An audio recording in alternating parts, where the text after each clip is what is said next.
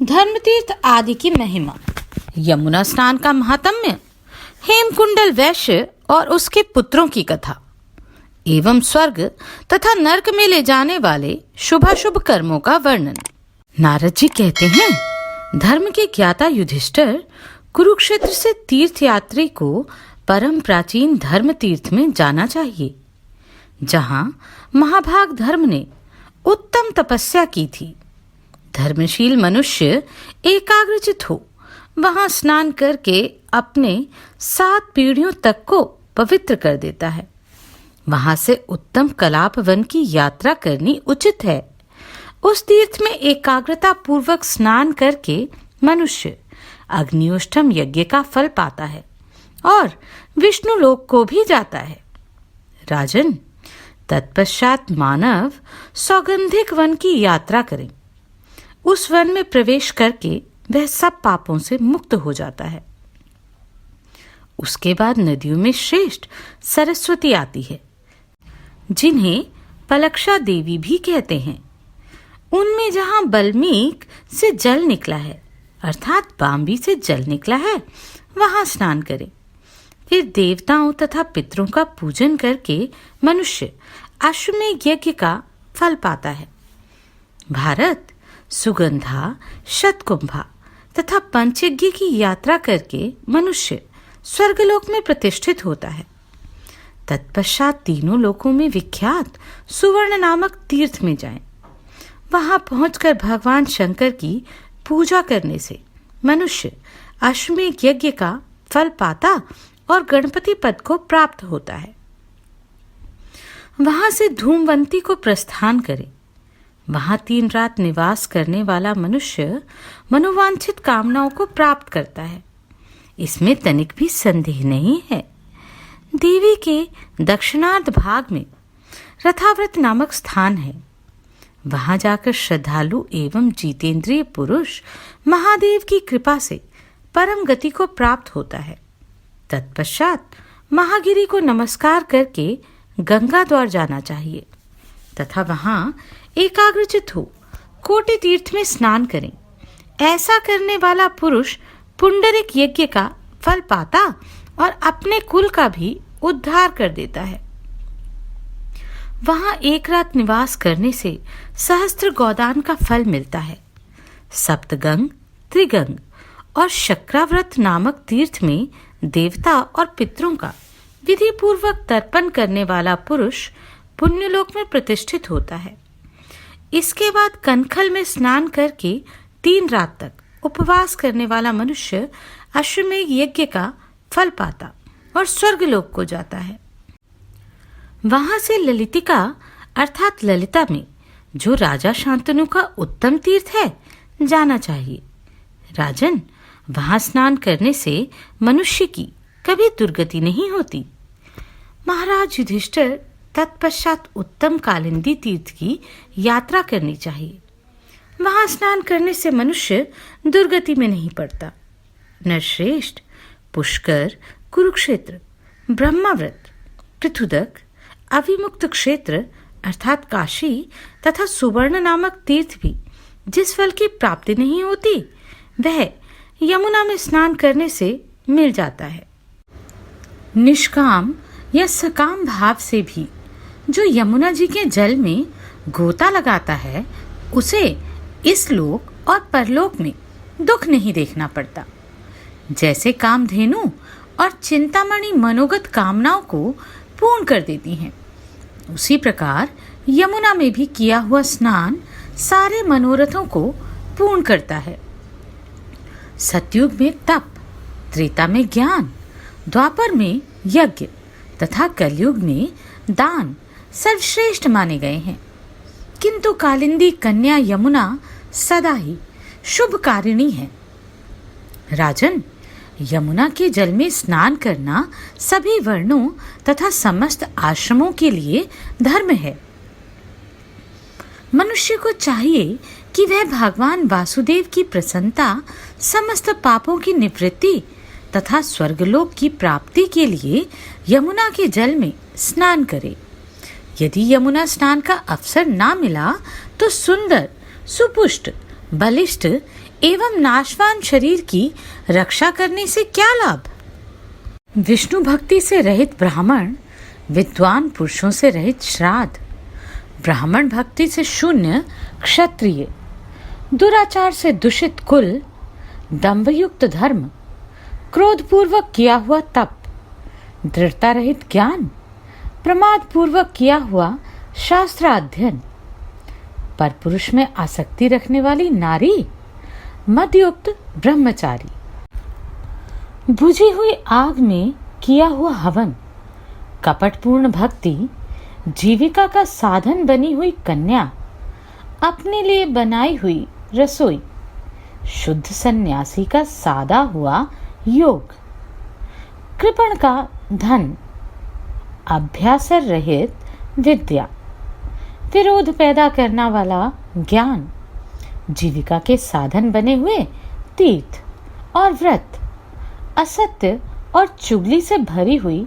वाणी, 6 कानों में पहुंचा हुआ गुप्त मंत्र, चंचल चित्त से किया हुआ जप, अक्षत्रिय को दिया हुआ दान, नास्तिक मनुष्य तथा अश्रद्धा पूर्वक किया हुआ समस्त पारलौकिक कर्म, यह सब के सब जिस प्रकार नष्ट प्राय माने गए हैं, वैसे ही यमुना स्नान के बिना मनुष्य का जीवन भी नष्ट ही है।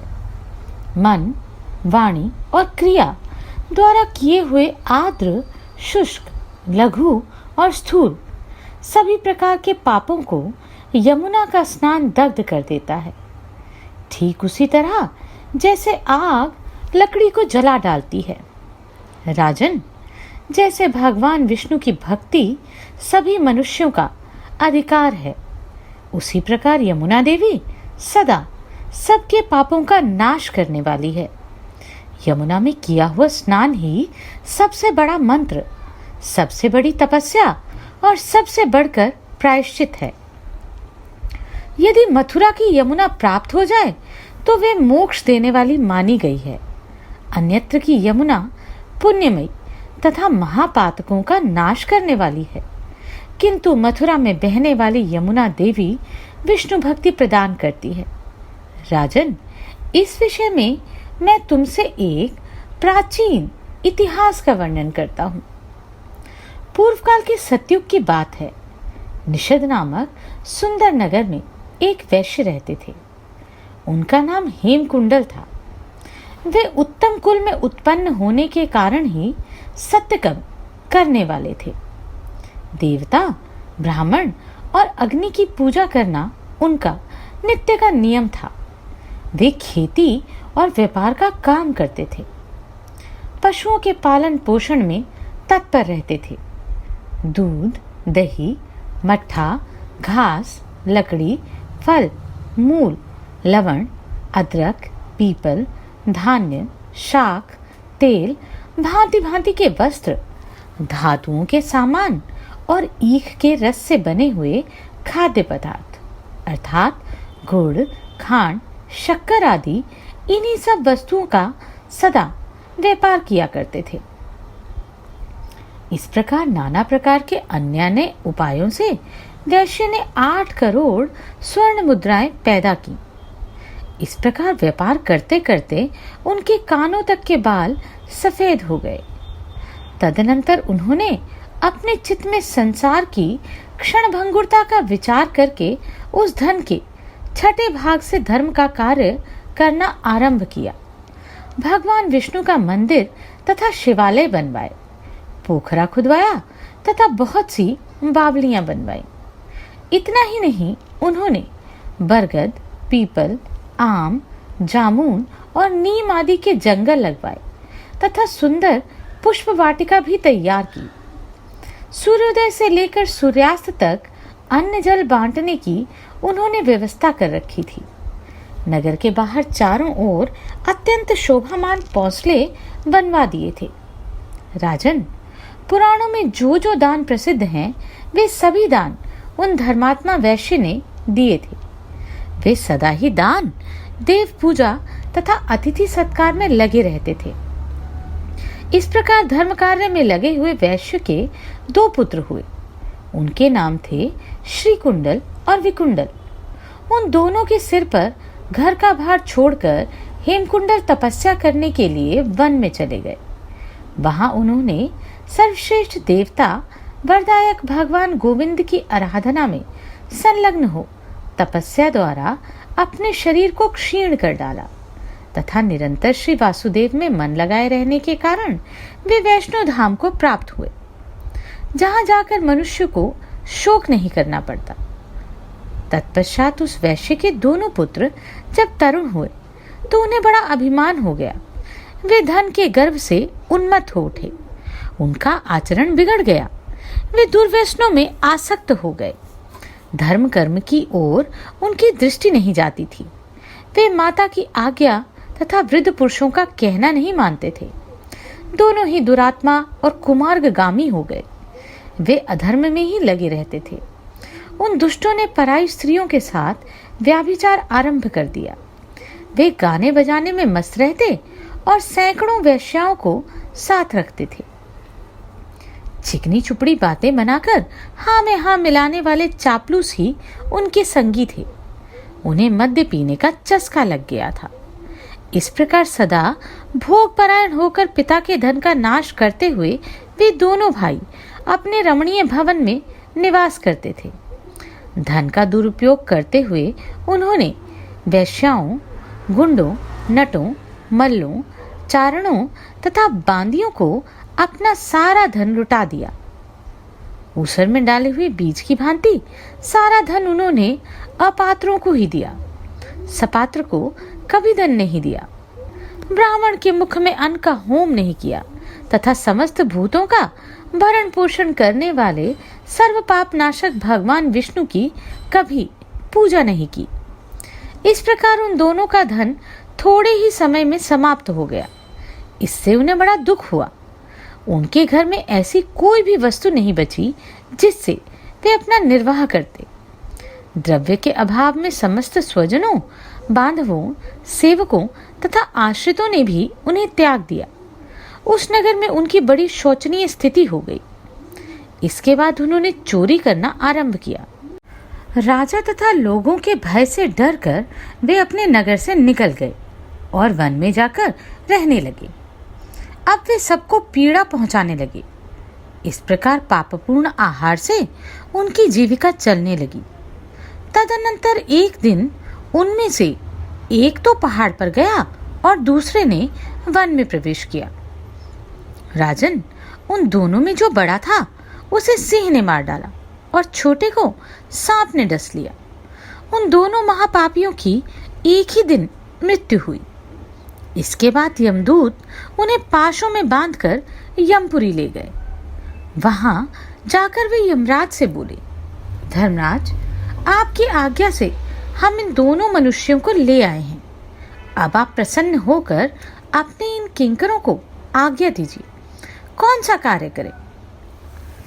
तब यमराज ने दूतों से कहा, वीरों, एक को तो दुस्सह पीड़ा देने वाले नरक में डाल दो और दूसरे को स्वर्गलोक में, जहां उत्तम उत्तम भोग सुलभ हैं, स्थान दो। यमराज की आज्ञा सुनकर शीघ्रता पूर्वक काम करने वाले दूतों ने वैश्य के ज्येष्ठ पुत्र को भयंकर रौरव नरक में डाल दिया। इसके बाद उनमें से किसी श्रेष्ठ दूत ने दूसरे पुत्र से मधुर वाणी में कहा, विकुंडल, तुम मेरे साथ आओ, मैं तुम्हें स्वर्ग में स्थान देता हूँ। तुम वहां अपने पुण्य कर्म द्वारा उपार्जित दिव्य भोगों का उपभोग करो। यह सुनकर विकुंडल के मन में बड़ा हर्ष हुआ। मार्ग में अत्यंत विस्मित होकर उसने दूत से पूछा, दूतवर, मैं आपसे अपने मन का एक संदेह पूछ रहा हूँ। हम दोनों भाइयों का एक ही कुल में जन्म हुआ, हमने कर्म भी एक सा ही किया तथा दुर्मृत्यु भी हमारी एक सी ही हुई। फिर क्या कारण है कि मेरे ही समान कर्म करने वाला मेरा बड़ा भाई नरक में डाला गया और मुझे स्वर्ग की प्राप्ति हुई? आप मेरे इस संशय का निवारण कीजिए। बाल्यकाल से ही मेरा मन पापों में लगा रहा, पुण्य कर्मों में कभी संलग्न नहीं हुआ। यदि आप मेरे किसी पुण्य को जानते हो तो कृपा बतलाइए। देवदूत ने कहा, वैश्यवर सुनो, हरिमित्र के पुत्र सौमित्र नामक ब्राह्मण वन में रहते थे। वे वेदों के पारगामी विद्वान थे। यमुना के दक्षिण किनारे उनका पवित्र आश्रम था। उस वन में रहते समय ब्राह्मण देवता के साथ तुम्हारी मित्रता हो गई थी। उन्हीं के संगम से तुमने कालिंदी के पवित्र जल में, जो सब पापों को हरने वाला और श्रेष्ठ है, 2 बार माघ स्नान किया है। एक माघ स्नान के पुण्य से तुम सब पापों से मुक्त हो गए और दूसरे के पुण्य से तुम्हें स्वर्ग की प्राप्ति हुई। इसी पुण्य के प्रभाव से तुम सदा स्वर्ग में रहकर आनंद का अनुभव करो। तुम्हारा भाई नरक में बड़ी भारी यातना भोगेगा। 80 पत्र वन के पत्तों से उसके सारे अंग छिद जाएंगे। मुग्धरों की मार से उसकी धज्जियां उड़ जाएंगी। शिला की चट्टानों पर पटक कर उसे चूर चूर कर दिया जाएगा तथा वह दहकते हुए अंगारों में भूना जाएगा। दूत की यह बात सुनकर विकंडल को भाई के दुख से बड़ा दुख हुआ। उसके सारे शरीर के रोंगटे खड़े हो गए। वे दीन और विनीत होकर बोला, साधो, सत्पुरुषों में 7 पग साथ चलने मात्र से मैत्री हो जाती है तथा यह उत्तम फल देने वाली होती है। अतः आप मित्रभाव का विचार करके मेरा उपकार करें। मैं आपसे उपदेश सुनना चाहता हूँ। मेरी समझ में आप सर्वज्ञ हैं, अतः कृपा करके बताइए, मनुष्य किस कर्म के अनुष्ठान से यमलोक का दर्शन नहीं करते तथा कौन सा कर्म करने से वे नरक में जाते हैं। देवदूत ने कहा, जो मन, वाणी और क्रिया द्वारा कभी किसी भी अवस्था में दूसरों को पीड़ा नहीं देते, वे यमराज के लोक में नहीं जाते हैं। अहिंसा परम धर्म है। अहिंसा ही श्रेष्ठ तपस्या है तथा अहिंसा को ही मुनियों ने सदा श्रेष्ठ दान बताया है। जो मनुष्य दयालु हैं वे मच्छर, सांप, डांस, खटमल तथा मनुष्य सबको अपने ही समान देखते हैं। जो अपनी जीविका के लिए जलचर, थलचर जीवों की हत्या करते हैं, वे कालसूत्र नामक नरक में पड़कर दुर्गति भोगते हैं। वहां उन्हें कुत्ते का मांस खाना तथा पीप और रक्त पीना पड़ता है। वे चर्बी की कीच में डूबकर अधोमुखी कीड़ों के द्वारा डसे जाते हैं। अंधेरे में पड़कर वे एक दूसरे को खाते और परस्पर आघात करते हैं। इस अवस्था में भयंकर चित्कार करते हुए वे एक कल्प तक वहां निवास करते हैं। नरक से निकलने पर उन्हें दीर्घ काल तक स्थावर योनि में रहना पड़ता है। इसके बाद वे क्रूर प्राणी सैकड़ों बार त्रिग्योनि में जन्म लेते हैं और अंत में मनुष्य योनि के भीतर जन्म से अंधे, काने, कुबड़े, पंगु, दरिद्र तथा अंगहीन होकर उत्पन्न होते हैं। इसलिए जो दोनों लोकों में सुख पाना चाहता है, उस धर्मज्ञ पुरुष को चित है कि इस लोक और परलोक में मन, वाणी तथा क्रिया के द्वारा किसी भी जीव की हिंसा न करे। प्राणियों की हिंसा करने वाले लोग दोनों लोकों में कहीं भी सुख नहीं पाते। जो किसी जीव की हिंसा नहीं करते, उन्हें कहीं भी भय नहीं होता। जैसे नदियां समुद्र में मिलती हैं, उसी प्रकार समस्त धर्म अहिंसा में लय हो जाते हैं। यह निश्चित बात है।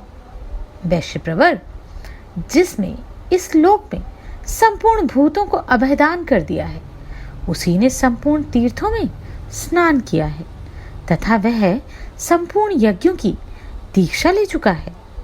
वर्णाश्रम धर्म में स्थित होकर शास्त्रोक्त आज्ञा का पालन करने वाले समस्त जितेंद्रिय मनुष्य सनातन ब्रह्मलोक को प्राप्त होते हैं। जो इष्ट और पूर्त में लगे रहते हैं, पंचयज्ञों का अनुष्ठान किया करते हैं, जिनके मन में सदा दया भरी रहती है, जो विषयों की ओर से निवृत्त, सामर्थ्यशाली, वेदवादी तथा सदा अग्निहोत्र परायण हैं, वे ब्राह्मण स्वर्गगामी होते हैं। शत्रुओं से घिरे होने पर भी जिनके मुख पर कभी दीनता का भाव नहीं आता, जो शूरवीर हैं, जिनकी मृत्यु संग्राम में ही होती है, जो अनाथ स्त्रियों, ब्राह्मणों तथा शरणागतों की रक्षा के लिए अपने प्राणों की बलि दे देते हैं, तथा जो पंगु, नेत्रहीन, बाल, वृद्ध, अनाथ, रोगी तथा दरिद्रों का सदा पालन पोषण करते हैं, वे सदा स्वर्ग में रहकर आनंद भोगते हैं। जो कीचड़ में फंसी हुई गाय तथा रोग से आतुर ब्राह्मणों को देखकर उनका उद्धार करते हैं, जो गौओं को ग्रास अर्पण करते, गायों की सेवा शुश्रूषा में रहते तथा गायों की पीठ पर कभी सवारी नहीं करते, वे स्वर्गलोक के निवासी होते हैं। जो ब्राह्मण प्रतिदिन अग्नि पूजा, देव पूजा, गुरु पूजा और द्विज पूजा में तत्पर रहते हैं, वे स्वर्गलोक में जाते हैं। बावली, कुआं और पोखरे बनवाने वाले पुण्य का कभी अंत नहीं होता, क्योंकि वहां जलचर और थलचर जीव सदा अपनी इच्छा के अनुसार जल पीते रहते हैं। देवता भी बावली आदि बनवाने वाले को नित्य दान परायण कहते हैं। वैश्यवर प्राणी जैसे जैसे बावली आदि का जल पीते हैं, वैसे ही वैसे धर्म की वृद्धि होने से उसके बनवाने वाले मनुष्य के लिए स्वर्ग का निवास अक्षय होता जाता है। जल प्राणियों का जीवन है, जल के ही आधार पर प्राण टिके हुए हैं। पातकी मनुष्य प्रतिदिन स्नान करने से पवित्र हो जाते हैं। प्रातः काल का स्नान बाहर और भीतर के मल को भी धो डालता है। प्रातः स्नान से निष्पाप होकर मनुष्य कभी नरक में नहीं पड़ता। जो बिना स्नान किए भोजन करता है, वह सदा मल का भोजन करता है। जो मनुष्य स्नान नहीं करता, देवता और पितृ उससे विमुख हो जाते हैं, वह अपवित्र माना गया है। वह नरक भोग कर कीट योनि को प्राप्त होता है।